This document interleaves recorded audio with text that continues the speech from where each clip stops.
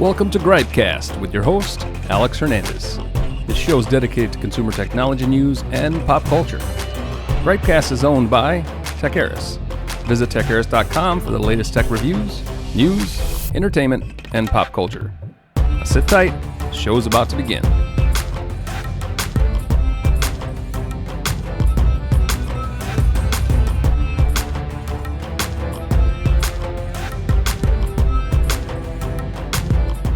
Hey, we are back, guys, and it is episode 3 of GripeCast, and I can't believe that's like four episodes. It's a month that we've been doing this, and I appreciate everybody that's listening and tuning in to the show, and I hope that you're standing my griping and my ranting.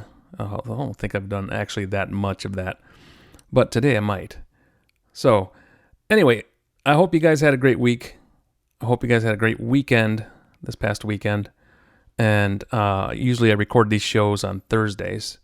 But today's Wednesday. I'm recording on Wednesday because tomorrow I'll be out. Got a few things to do, personal things to take care of.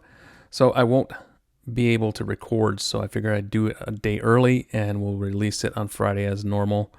But I just wanted to, my apologies to my MeWe audience. I did not poll you this time for questions or for topics.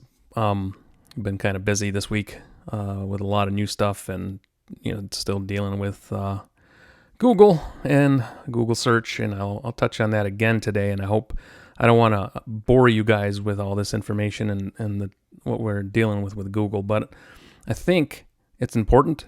I think it's important because it not only affects me as a publisher and as a writer, but it will affect you as a consumer, as a content consumer. So a lot to go over there. So let's just jump into it.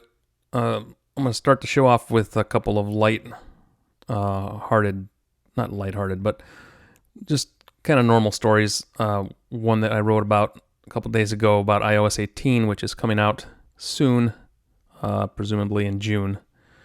We'll see iOS 18 announced anyway. It'll probably be in beta at that point, but you probably won't see the actual operating system on production iPhone until iPhone 16, more than likely, but could be wrong.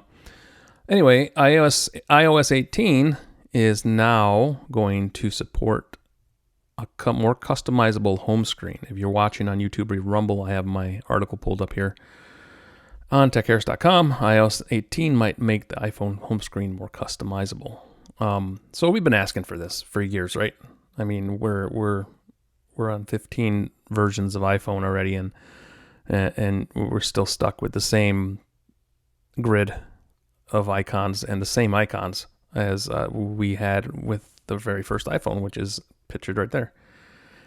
Not much has changed. I like my iPhone. I also use Android, and because I use both, I know I like the customization that Android brings to the table. That's something I've long wanted iPhone to do. And to be fair, a few years ago, we were given the ability to use shortcuts to create icons, different icons, and kind of customize your home screen that way with fresh icons. And then they came out with widgets, and, they tried to make things a little bit more customizable, but they were really small steps. And really, shortcuts is really it's not a good system for replacing icons. There's a lot of guys out there that are doing it. If you have the time and patience to deal with creating shortcuts for every app, then great. But most people don't want to bother with that. You just want to go in like with Android, and you can just apply an icon pack all the way across the board, and it'll just take, and everything will change. That would be great. I don't think that's coming to iOS 18. But what is rumored to come to iOS 18 is the ability to adjust your home screen grid. Not the rows or columns. So you can't add a row or a column, but I guess now you're going to be able to move your icons wherever you want on the screen, so you can have empty space an empty row or an empty column, and you can move your icons as you see fit, where you want to, which is a very small step as well, but it's something. Though Apple is very, very late to this. It's just ridiculous that we're even talking about this late in the game when Android has been doing it for a very long time. No custom icon packs or custom icons were talked about in this rumor. It's just, boom, being able to move your icons around and place widgets in different positions instead of having to stay with the same grid and movement on the phone that it is currently.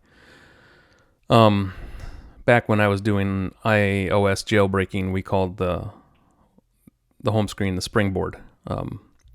So you can still do a lot of things if you jailbreak your phone, but I'm long since past that. I don't do that anymore. It involves time and effort to do that, and then it breaks your updates. So if you jailbreak, yeah, you get the customization, but you also don't have the latest software updates from Apple, and it just becomes a hassle. Anyway, that's it. I mean, iOS 18 coming with fresh customizations, brand new for Apple anyway. Very old for everyone else. What do you guys think about that? Let me know in the comments or wherever you choose to comment on social media when you share this podcast. Make sure you let your followers know what you think of iOS 18, possibly having more customization. All right. Moving on. The next topic, I wrote about this too, and it involves iPhone again. Google Gemini. Google Gemini, which is Google's AI, used to be called Bard. Apple has been in talks with Google to use Gemini on its new iPhone, on the iPhone 16, possibly even the 15, if the software can be, pushed out on an update. But AI is a big thing right now. Generative AI and AI predictiveness, all this AI stuff is coming to a phone near you. You're not going to... phones from 2023 and below, maybe 22 even, you're going to not have AI in most of those phones. Anything after 23, and here, especially after 24 here, you're going to if you want a new phone, you're going to have to deal with AI. Right now, currently, as I see it, you can opt out of AI functions, but I don't think that'll be the case come 25, 26. AI will just be baked into the operating system of every phone. Samsung, iPhone, Pixel, Motorola, they'll all have a primary AI, and there won't be an opt-out. I believe that they're just going to have it there, and you will be using AI, like it or not. So let me read a little from my article on Techaeris.com. It says, the AI world is rising, and from the look on the horizon, doesn't seem we're going to be able to escape it. Companies are diving head first and all in with AI and AI features on just about anything they can think of using AI in, from internet search to vehicles. AI is everywhere, and it's only going to get more intense. A new report from Bloomberg indicates that Apple is in negotiations to have Google Gemini run upcoming AI features on the iPhone. Now, shortly after this report, it was reported elsewhere that Apple was also in talks with another AI company. So at this point, I think that Apple is shopping around, whether it's Google Gemini or another AI. Some form of AI will be on the iPhone. You can count on that. So let's see. We go on to say Google Gemini, formerly known as Bard AI, is the company's big AI algorithm push that is being heavily promoted by the search giant. Supposedly, Apple is shopping around, which I just said, for an AI program to bring new software features to the iPhone later this year. Sources claim that Apple has already been speaking with OpenAI creators of ChatGPT as well as with Google. According to Mac Rumors, quote, with the release of iOS 18 later this year, Apple is rumored to be bringing major new AI capabilities to its iPhone operating system. According to Gurman from Mac Rumors, however, Apple is focusing on features that operate on device and do not require an internet connection.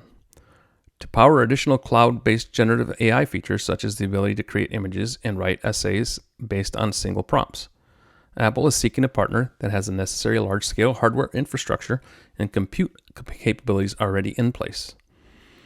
According to Bloomberg, Apple has been working on an in-house AI program dubbed Apple GPT, but its complexity is lacking and is behind the competition. So it makes more sense to partner and use something like Google Gemini for the moment. OpenAI or others may be an option. It is important to note that Apple is only negotiating presently and there are no certainties about this deal. But the one certainty that can be taken away from the story is that Apple is going to have AI features on the iPhone. The features could come from Google, OpenAI, or even from another AI software. And I wouldn't put it past Apple to purchase a company just for the tech. Only time will tell. So there you go. OpenAI, Google Gemini, something's going to be on the next iPhone or even on your current iPhone if they can get it to run on there and if they can make a deal with someone. Apparently, they are not doing too well with their own in-house AI. So, they're going to have to shop it around. Like I said in the article, I truly don't put it past Apple to purchase a company just for the AI or just for the tech, dismantle it and bake it in. They've been known to do that, and it'll probably happen again. All right. Well, those are my two kind of lighthearted stories, and I'm going to touch again. I touched a bit on my first couple episodes about Google search and why I'm doing GripeCast and how I need to pivot, how Google is affecting our business, etc., etc. And this core update that Google's doing currently is still happening. It's not over yet. They take a long time to update their systems. So there's a lot more information that's been coming in, and a lot more posts, and a lot more small website owners that are ticked off because it's affecting everybody. So, I wanted to kind of jump back on this topic again because kind of some of the stuff that I've been reading, I think may help my audience understand where I'm coming from, where small publishers are coming from, and hopefully this information is useful to you as a content consumer to understand how Google works, how publishing works, and how this whole ecosystem operates and what is happening right now, especially to small publishers. So yeah, we're just going to talk a little bit about Google search, Google algorithm updates. I pulled up a story today. So what Google's calling this the search experience, the SGE is what it's called, search generative experience.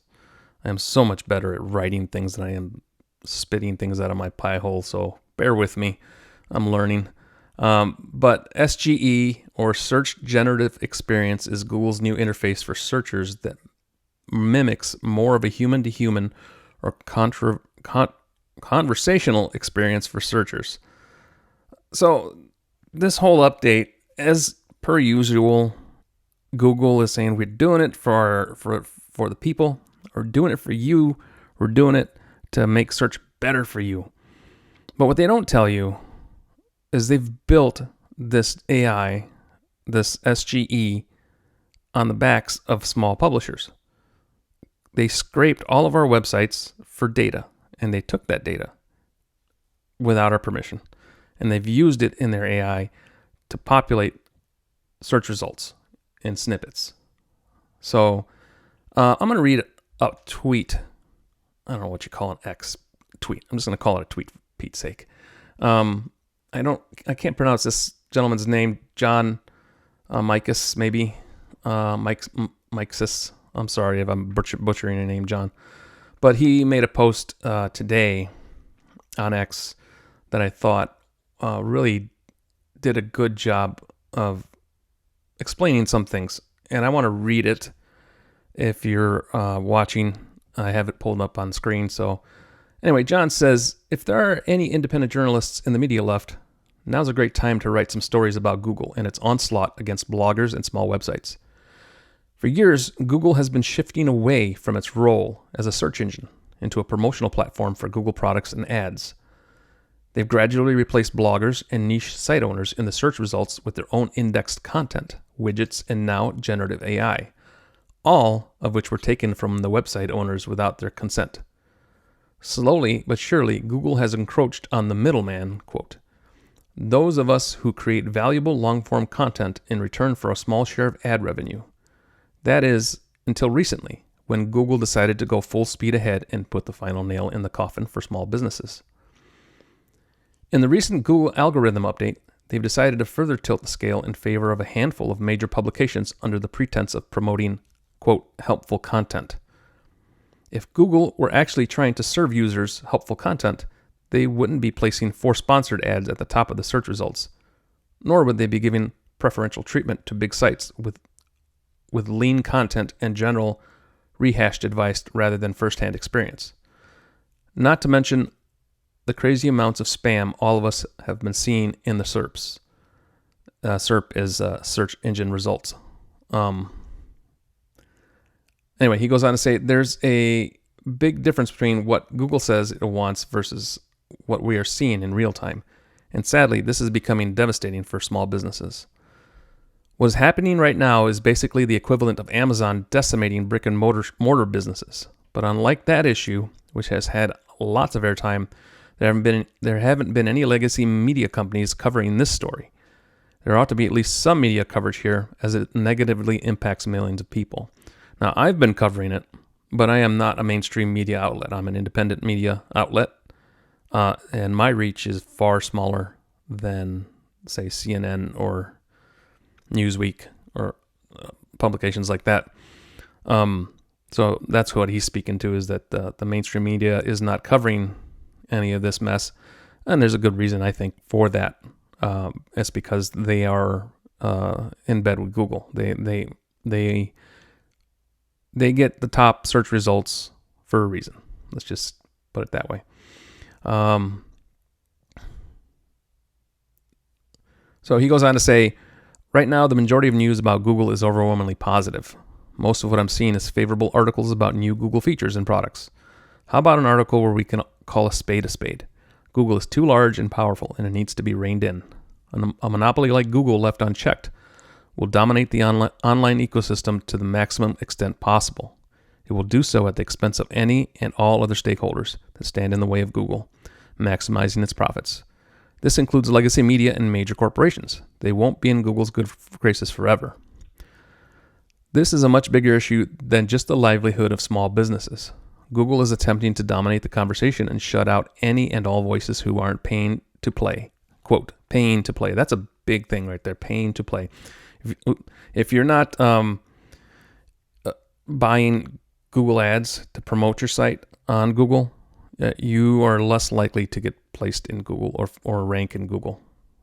They won't say it. It's not, they'll deny that, but it is the truth. So John goes on to say, they are stifling fair and equal competition, which hurts everyone in the long run, including the reader and consumer, who will only be served the most mainstream, general, and unhelpful content. In a time when mistrust of the corporate media is at all-time high, we need journalists to step forward and assert their independence from the big corporate megaliths. We don't want a biased hit pieced against Google or its people either. We simply want someone to come in and cover the facts of what's actually happening. That way we can spread awareness to save small businesses and small independent websites. And so he goes on to ask journalists in the mainstream media to cover this story and to bring awareness to what's happening.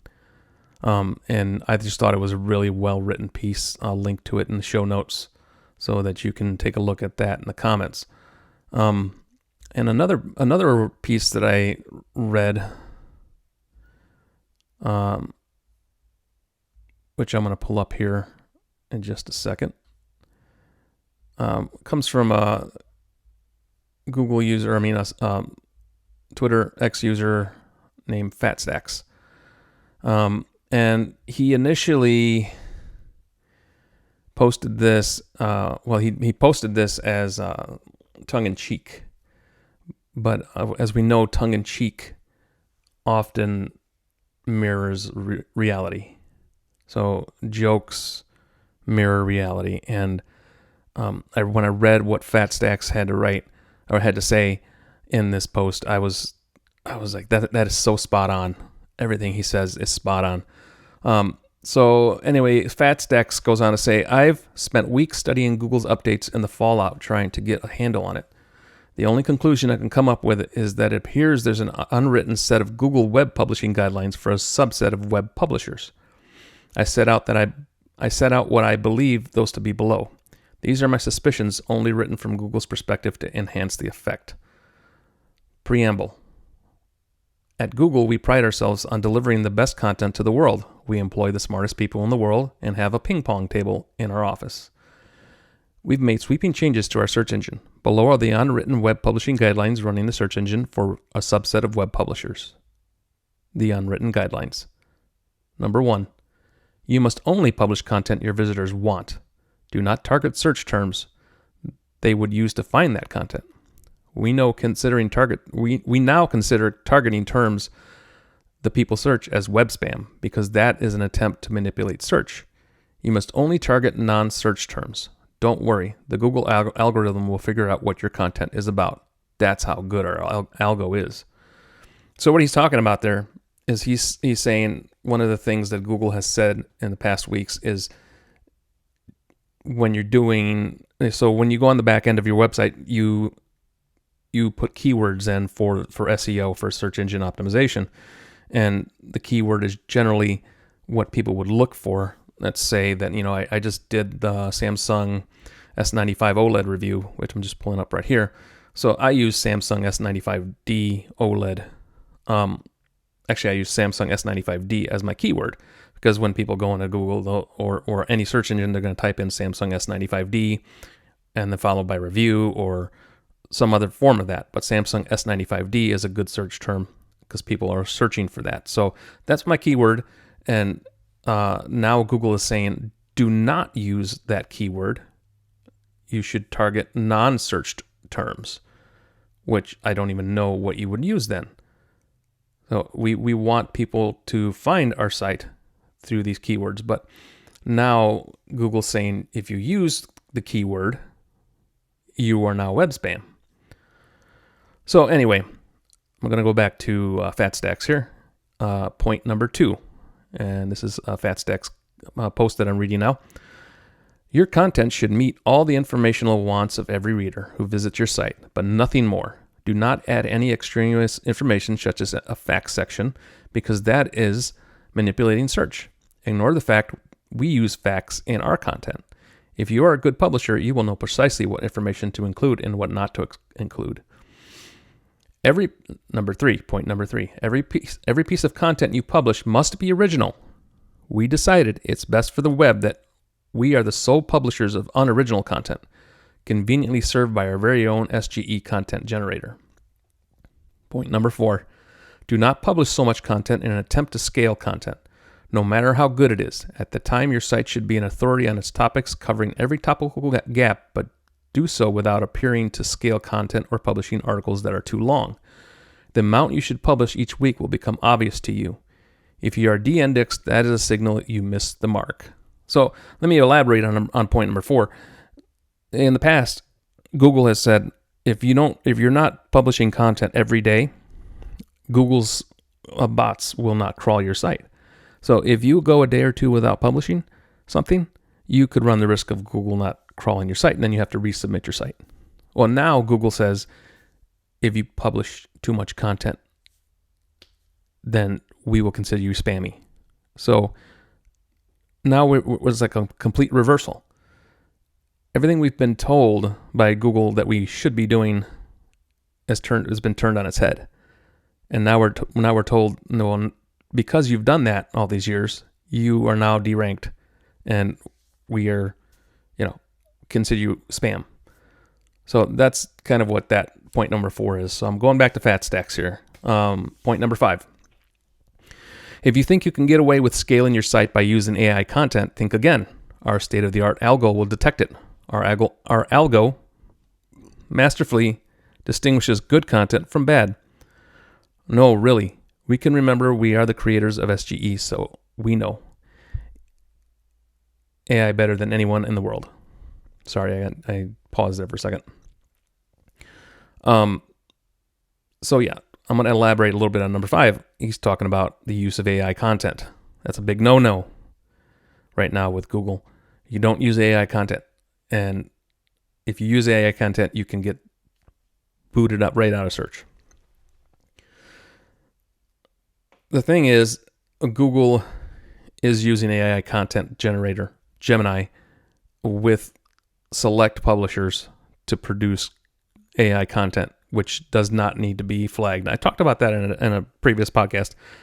But the point is that, again, Google is saying, don't do this, but we can do this. So it's just frustrating. Let's just put it that way. Number 6, we're going back to fat stacks here. Do not publish a site restricted to a niche, aka a niche site, regardless of your area of expertise. Alternatively, do not expand your site's topics outside of your niche or area of expertise, because that is overreaching, which screams a lack of expertise. There's a sweet spot in between that is up to you to figure out. That's kind of self-explanatory and frustrating. Number 7, ensure your site is user-friendly, which includes making it easy to navigate. This one's funny.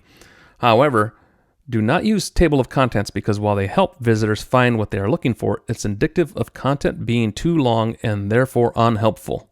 So don't use a TOC. Don't use a table of contents, because it's unhelpful and you'll be considered spam. But how is a TOC unhelpful? I use TOCs in my reviews. Right here, I'll pull up my Samsung review, the S95D OLED. Please read that review. It's an excellent review, and it's an excellent television. Anyway, I digress. So here you see my table of contents. So I have users that may not care about the specifications or what's in the box. They just want to look at the display. Okay? So if you're scrolling through here, you see the table of contents. Well, if you go past it, you're going to go through the quick take. You're going to go through the specifications, and you got to scroll, and then you're going to go through the design, and you're going to scroll, and then you'll finally get to what you want to read, the display. I 100% love that if people would scroll through the entire article without jumping to without having to jump to something else. I wish they would read every piece of it, but because I'm a nice guy, I want to make it convenient for people to jump around where they want to. So the table of contents is there so they can just click display, and it takes them to display. And if you're watching, you'll see that action on the screen. So, I mean, if I want to go down to price and value, it goes down to that section. I don't have to make the user scroll. And then we have a quick scroll up back to the top at the bottom right of our website. We just click that and it brings us right back to the top, so the user doesn't have to scroll. How is that not convenient? Or how is that unhelpful? I don't get it. Anyway, let's get back to fat stacks. Let's see, where do we leave off? 7. So point number 8, he says, keep your content up to date, but do not refresh the date, because that will appear to manipulate search rankings. You must figure out how to show visitors that your content is updated without updating the date. Again, Google looks very poorly on articles that are what they will call unhelpful. If let's take, for example, I'm going to pull another article up here that I wrote. Let me see if I can find it. This article is one of our more popular articles. It's how to easily change the system date in OS X from terminal.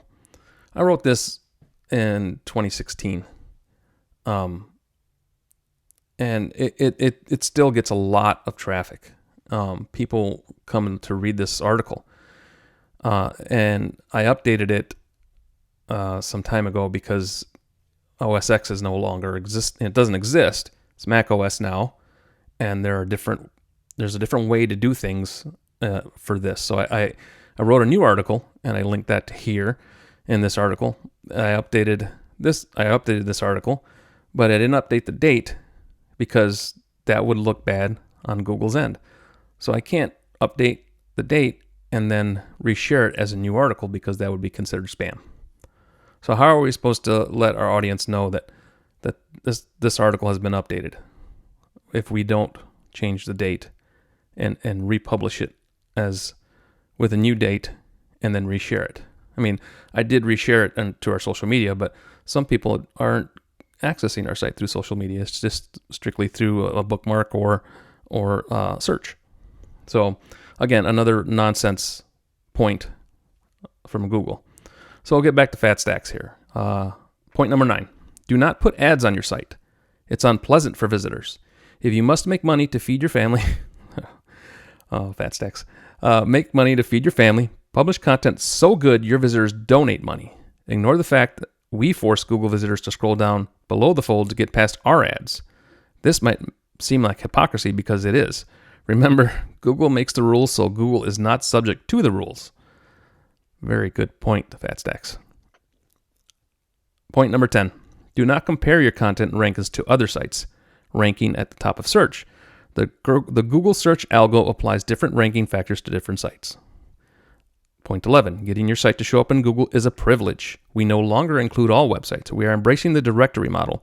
We are actively censoring which sites are included in search because we know best what every person on the planet should read and watch. If your site is removed from our index, don't get too excited about the reconsideration requests option because that's only there for show. Point 12. Above all else, publish content that is helpful. This is self-explanatory. We are confident that these latest guidelines will make for a better interweb. Your friends at Google. The end of unwritten guidelines. And Fat Stacks goes on to say the above was not issued by Google. So just so you know, that was not a Google official anything. It's his take on what's going on with Google after many recent algo updates. It's tongue-in-cheek in case you're wondering. So I'll also link that to the show notes. But everything that Fat Stacks wrote there is exactly what we're going through. And it is frustrating. It's irritating. And it's not only my site. It's tons of other small websites. They're not just, I'm a news site, okay? I do reviews and news, but there's a lot of mom and pop type websites, mommy bloggers that are getting hit by this algorithm update. They're getting deranked and they're losing their livelihood. And I don't know how they're going to pivot, but, I'm doing my best here to pivot. We're doing things different here. I'm doing podcasting now, trying to make Google happy. It's irritating to have to do that. Unfortunately, we have to because right now they are it. You can tell me all day, why don't you switch to DuckDuckGo, or why don't you switch to StartPage, or why don't you switch to Brave? I've done those things and I do those things. I don't use Google myself on a personal level. It's not a software or a search engine that I even use. I don't even use Google as a verb anymore, and I wish people would stop doing that.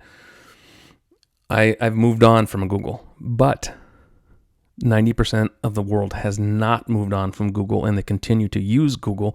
So therefore, in order for me to be discovered by my audience, by a broader audience, I have an audience, but I obviously want to expand that audience. So in order to be found, you have to target the 90% because that's who's using the search engine.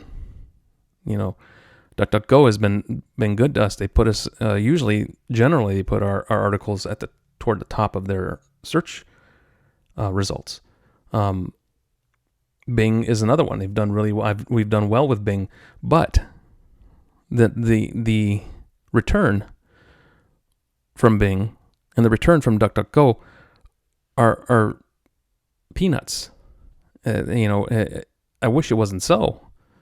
I recommend DuckDuckGo 100%, or whatever alternative you choose. But right now, the way it sits, we're in a rock and a hard place. It's Google or nothing. And it's Google because we continue to use Google. The broader audience out there who are not tech savvy, who are not embedded in this sort of talk, or most of them aren't going to listen to this podcast. They don't care. They just pull up what they know and they do a search, and it's Google.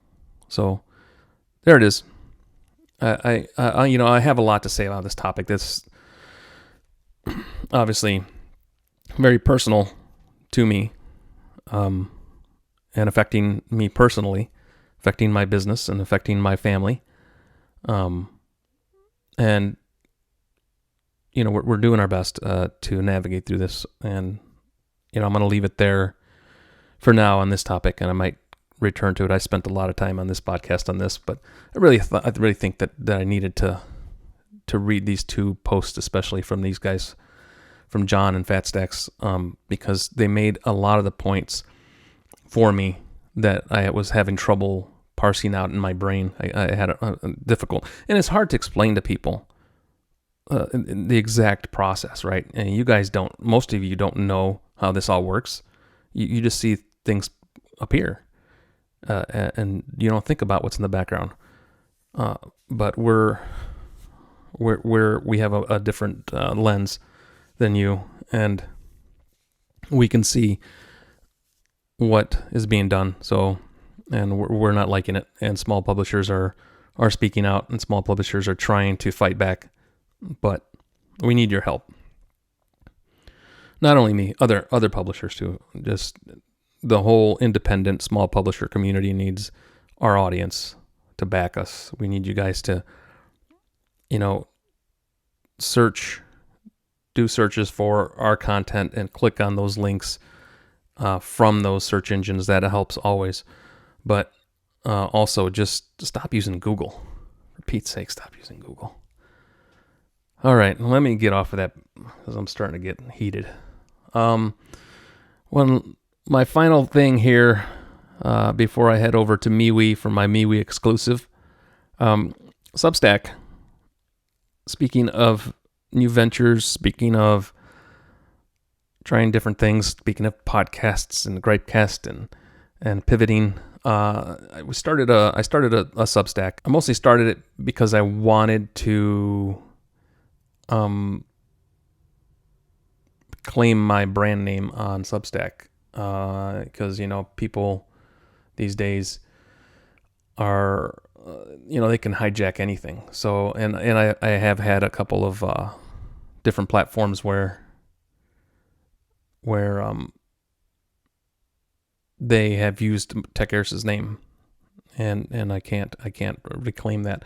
Telegram, I was able to reclaim my brand name on Telegram, which was awesome. So we're on Telegram as well. But I have a Substack now. I'm not quite sure what I'm doing with the Substack. I've written a couple little things here on Substack. I think I might use this more. Obviously we need to generate revenue, and if you guys want to go over to Substack, I'm writing stuff right now that'll probably be free. As I get my subscriber base up there, we'll start offering paid subscription content. It's always hard to ask for subscription money and for donations, or however you want to call it, subscriptions. I've tried that in the past and it never goes over well, but we're gonna give Substack a try, and maybe I'll be putting content up there that's a little more in depth. I would say more meat to it, more philosophical, more just not your typical stuff that I normally write on Techaeris. But so make sure you head over to Substack and just search Techaeris. I'll link that down below too, though. Make sure you follow us. Follow me on Substack. It's also a place I think where I want to start embracing the brand and my name as a one thing. It's Techaeris is me, and I am Techaeris. When I started this, I was completely on board for starting a media company. That was my goal. I wanted to start a media company. I wanted to have several websites within the media company with different topics, comic books, movies, or, that kind of pop culture thing. And we did more geek for a little bit, but then, it takes a lot of work to maintain 2 websites. But, it just didn't work out. And the way Google is treating us right now, I'm pivoting from that. That's not I've been using that word a lot, pivoting, but that's what I'm doing. I'm trying something different, embracing Techaeris, embracing the hawk, embracing it as myself, because I'm the one that created it. It's mine, and that's who I am. So, all right, guys, that's all I have for you this week. This week is Easter weekend. I hope you guys all have a blessed Easter weekend. Spend time with your families as usual. Get off the internet. Don't argue with crazy people. Take care of yourselves. Take care of each other. Have a good time at church. Have a good Easter dinner. And just generally be good. We need more of this in the world. We need more people to be good to each other. We need more people to be kind. So, if you are a MeWe user, I will see you over on the MeWe platform. Make sure you follow us there for MeWe Exclusive Content. And we will talk to you guys on the other side.